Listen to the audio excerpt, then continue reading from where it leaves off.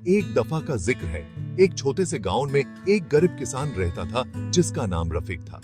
रफीक बहुत मेहनती था और अपने छोटे से खेत में दिन रात काम करता था। उसका बस एक ही ख्वाब था, अपने खेत में इतनी फसल उगाए कि वो अपने परिवार को अच्छी जिंदगी दे सके।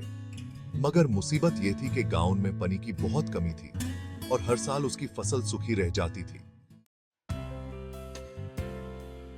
एक रात जब रफीक थका हुआ अपने छोटे से घर में सो रहा था, उसे एक अजीब ख्वाब आया। उसने देखा कि एक रोशनी से भरी शख्सियत उसे कह रही है, तुम्हारे खेत के नीचे एक चश्मा छुपा है।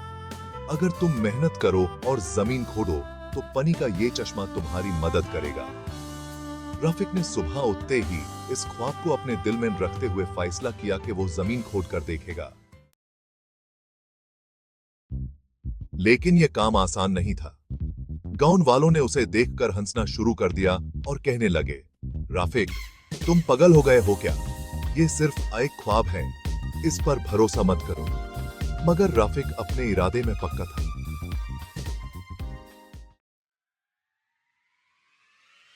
उसने दिन रात मेहनत की और बिना रुके अपने खेत में जमीन खोदता रहा।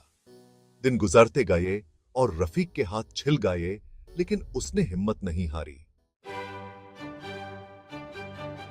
आखिरी दिन जब वो बहुत थक गया था और बिल्कुल उम्मीद खोना वाला था, उसे जमीन के नीचे से पानी का एक छोटा सा झरना नजर आया।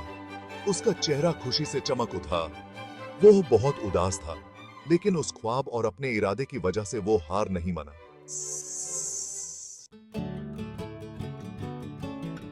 पानी का चश्मा मिलने के बाद रफीक के खेत में हमेशा पानी रहता था। अब उसकी फसल भी अच्छी होती थी और गांव वाले जो कभी उस पर हंसते थे, अब उसकी मदद लेने उसके पास आते थे। धीरे धीरे रफीक ने अपने खेत से इतना कमाया कि उसने अपना घर भी बना लिया और अपने बच्चों को भी तालीम दिलवानी शुरू कर दी।